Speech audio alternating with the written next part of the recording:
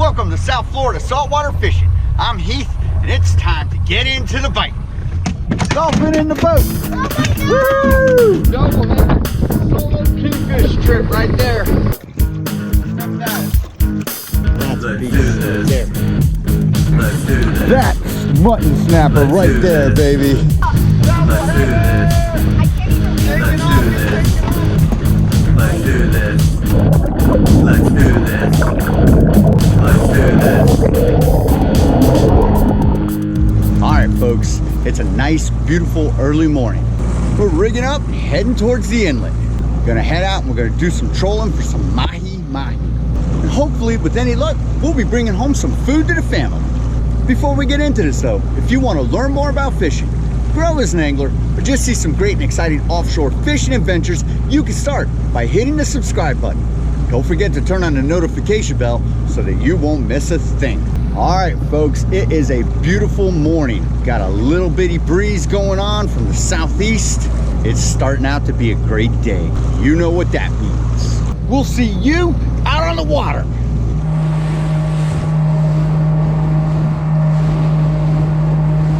So what we're gonna be trolling with today is Billy Bait Mini Turbo Slammers in the color Pearl Blue. 4.5-inch lures. I call these things Mahi Slayers. One of my setups that I'm gonna be using for trolling is this, a Penn International 30 spooled with 30-pound monofilament. It is on a 7-foot AFCO rod in the 50 to 80-pound class. All roller guides with medium action. I'm gonna be using that International for my long line, letting it out about between 150 and 200 feet. The next setup that I'm gonna be using will be my short line. This is a Penn International 12H, a discontinued reel. If you're looking for it, you're not gonna find it. They have made a new model of this, which is now called the 12LT, if you're looking for something similar. This reel is spooled with 20-pound pink Andy monofilament, and it is on a 7-foot star rod from the handcrafted series. This rod is the 15 to 30-pound class medium action rod also. We're in 500 feet of water. Now we're gonna let out our long line first, which is Penn International 30 spooled with 30-pound monofilament. That's gonna be our long line. Let that out about 150, 200 feet. Circle back around. So we got the first line set out. What we're doing is we're turning towards it so we can let our second line out without getting tangled up. All right, now we'll deploy this guy. This is gonna be our short line. So we'll let this one out about 100 feet, 125 feet or so.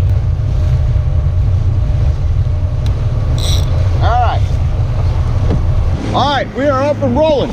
We got the Penn International 30, Billy Bait Mini Turbo Slammer, the long line. We got the Penn 12H, that's the short line.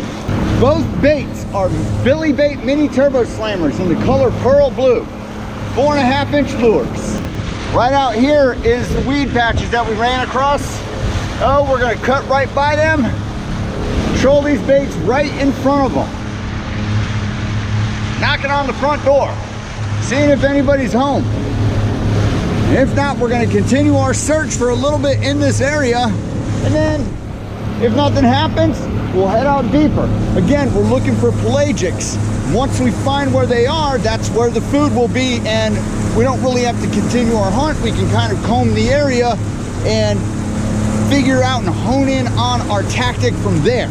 We're currently in right about 500 feet, couple feet under it.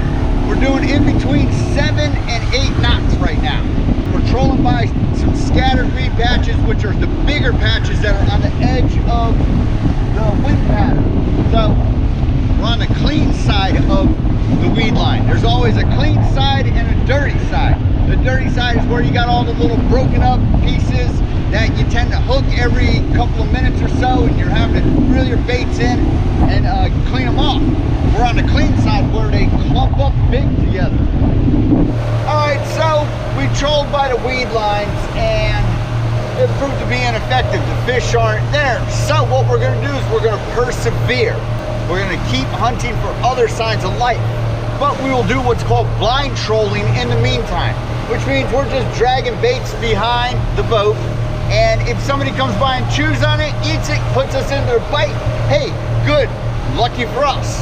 Some people swear by blind trolling and they have the best of luck with it. Other folks say, ah, you're crazy, it's never gonna work.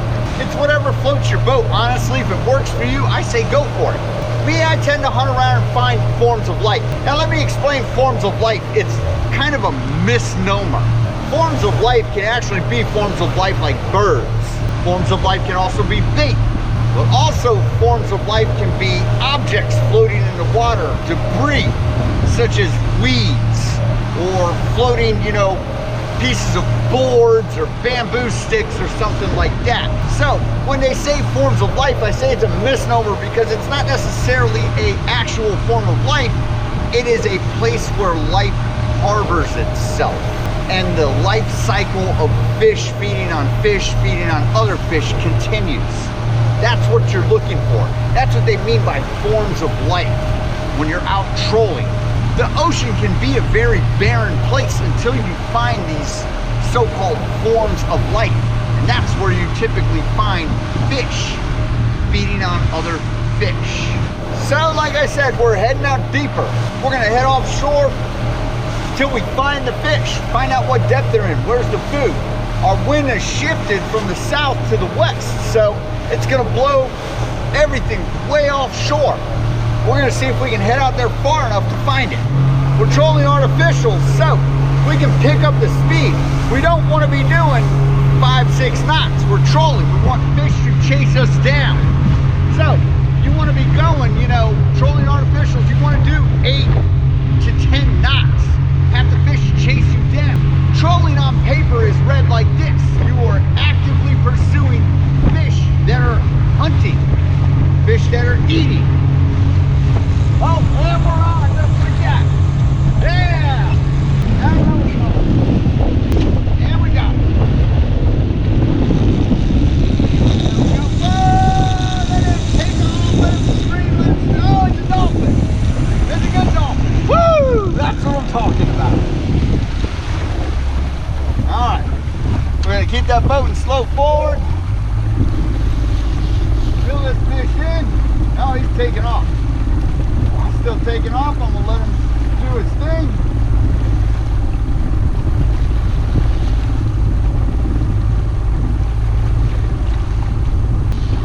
He's got a little bit of wind knocked out of him.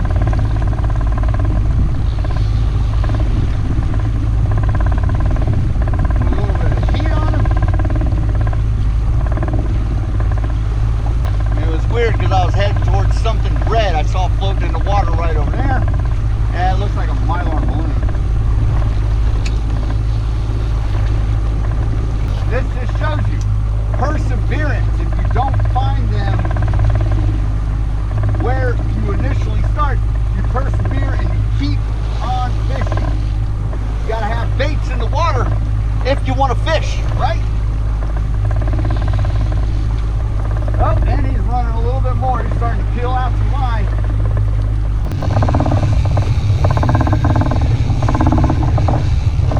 There he comes. Up to the side of the boat. And yeah, it's a dolphin.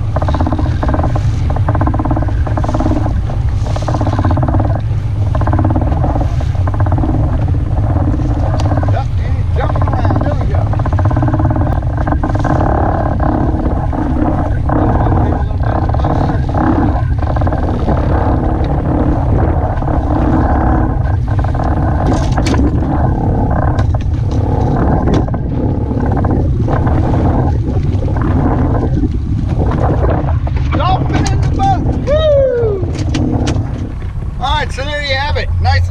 Dolphin, first keeper of the day. We're going home with dinner. Hopefully we're in the area where they are and we're gonna drop the lines back in and keep going for some more. Just got that nice little dolphin, letting the lines back out, gonna keep in the same area for a little bit. See if we can find some of his friends, if there are any. Letting out the long line. Good to go. All right. Billy Bait Mini Turbo Slammers. The bait of choice for me personally when it comes to mahi-mahi fishing.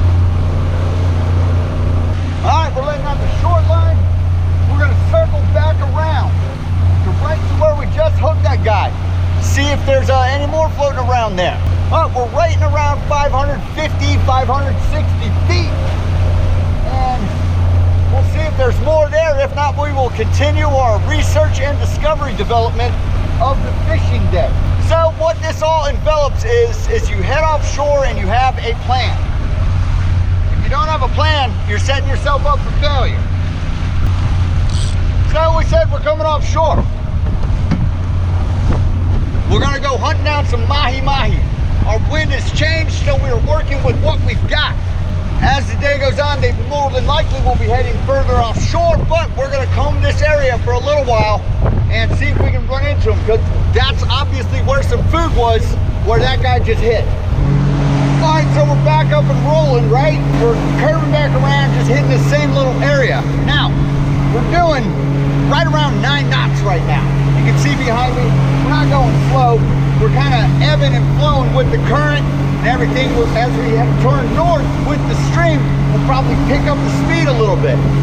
Trolling with artificial lures, you can go a little faster, which is more natural looking than trolling with natural bait, such as ballyhoo. When you're trolling with ballyhoo, you got to kind of slow it down, otherwise you'll wash your bait out, or it'll curl up on you and it'll spin in the water. Artificials are great because they don't do that.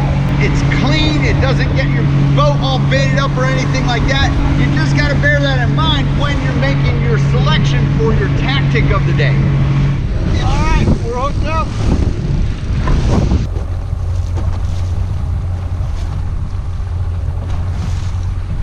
Turn away from my long line.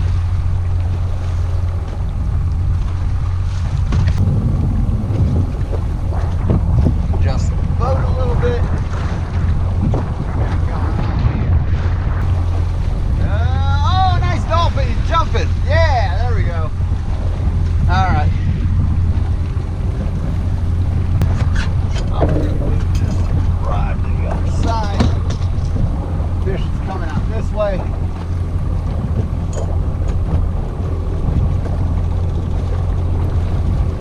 Got our fish coming up here to the side of the boat. I got to be careful because he's got a bunch of seaweed wrapped around him. But that's okay. We'll just take our time, get him up to the boat. And he wants to take off a little bit, which is fine. Oh, he's got a couple little jumps. Again, we got this guy in about 840 feet of water. So they're in around this climate zone. There's a bunch of scattered weeds, about 6 to 7 miles offshore.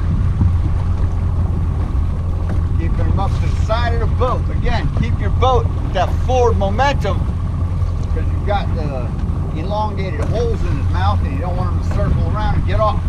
There he is, he's right out here, about 10, 15, 20 feet away, coming to the boat.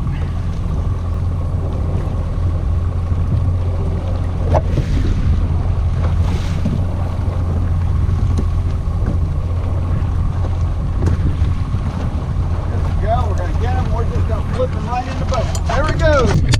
Dolphin in the boat, baby. There you go. There we go. Success. Like I said, you know, perseverance. That's what you're looking for when you're offshore trolling. You can't just give up. You got to keep at it until you find those fish. Another quick tip about dolphin fishing. Whenever you get hit by a fish, regardless of whether you get the fish to the boat or not, you want to check your leader for chafing. So that dolphin chafed up my leader at least 10 inches up. So what I need to do is I need to trim up my leader and reattach it. This makes sense with why you rig your lures with about 8 to 10 feet of leader. That way you don't have to re-rig the whole thing. So I've trimmed off the chafed up part, and I'm going to reattach my double hook tandem setup. Double hooks are great for when you're fishing and trolling because they help you avoid short strikes. So we just attach that with a basic clinch knot. Super strong and effective knot for dolphin fishing, and we're good to go. We'll be back in business here shortly. Gonna set back out the lines and see if we can at least, you know, get another one, hopefully. Regardless of the outcome, We've got 2 fish in the cooler today.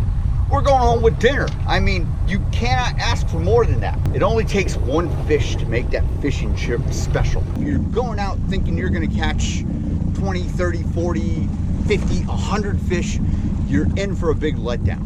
We're sitting pretty right now with 2 mahi in the cooler. But we're about ready to deploy the lines again, see if we can get hopefully another one. So like I said, we cleaned up our leaders. We're ready to deploy baits again. See if we can find more mahi. They seem to be in the 820 to 850 foot range, so we're gonna stick around, see if we can get them in a fight again. Again, Billy Bait Mini Turbo Slammers, the bait of choice today. That is what they seem to be hitting, and we're having no problem. All right, and we're back at it. Lots of weeds, so you gotta be careful what's going on with getting into the weeds, but right now we're okay. We're gonna pick up that speed. Get up to about 8, 9 knots.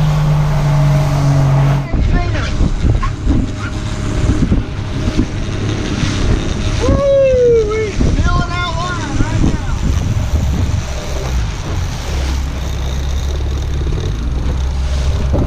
He's got a nice hit. Ripped it too, man. Woo! Just it out real good. Gonna control the throttle. Start gaining on the fish.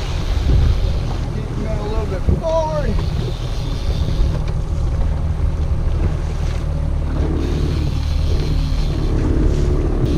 Still got a bunch of lines.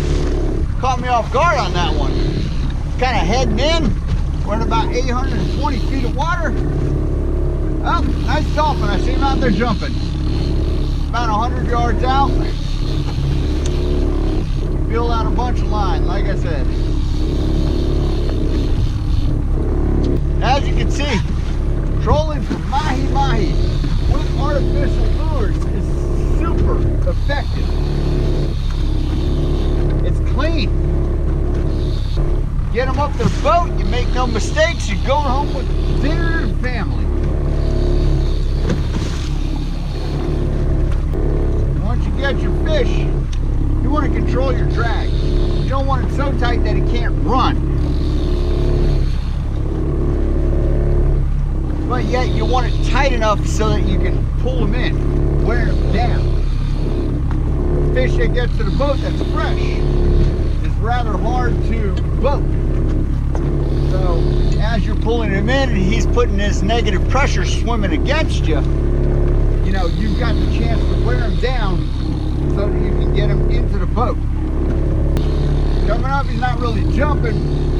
Typically when dolphin are hooked in the eye or foul hooked, they tend to not jump. They tend to go down a little bit and stay right underneath the water's edge. Oh, we'll see. Here he comes. Back beyond the boat. About 10 yards. There he goes. Coming on up. As he sees the boat, he's going to get agitated. So last thing I want to do is, you know, do anything foolish. He's spinning. I don't want to get him near my prop. Here he comes. There he goes, jumping a little bit, and like I said,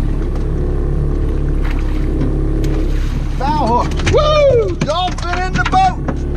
Dolphin number 3 of the day, baby. All right, folks, I want to explain what happened today. We headed out early. We said we're gonna head offshore to the fishing grounds. We're gonna drop in some artificial lures and show what it's like to chase down the mahi mahi. See if we can get into that bite. And that is exactly what happened. We got ultra lucky. We ended up with 3 fish in the ice cooler. We're going home with more than enough to feed the family. So I've said this my entire life. It only takes 1 fish to make that fishing trip exceptional. And in this case, we ended up with 3 in the cooler. We're gonna be able to feed family, friends. Wow, It doesn't get any better than that. All right, folks, that about does it for this episode. Hope you had fun, hope you enjoyed, and I hope you learned a little bit about how to troll for mahi-mahi with artificial lures. Till next time, South Florida saltwater fishing, going wherever the cool wind takes us.